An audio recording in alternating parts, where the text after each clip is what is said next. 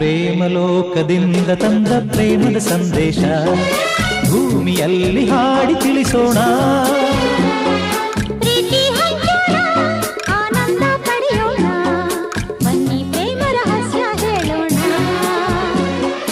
ಜೀವನವೆಂದರೆ ಪ್ರೀತಿ ಎನ್ನೋಣ, ಲೋಕದ ಸೃಷ್ಟಿಗೆ ಪ್ರೀತಿ ಕಾರಣ. ಜೀವನವೆಂದರೆ ಪ್ರೀತಿ ಎನ್ನೋಣ, ಲೋಕದ ಸೃಷ್ಟಿಗೆ ಪ್ರೀತಿ ಕಾರಣ.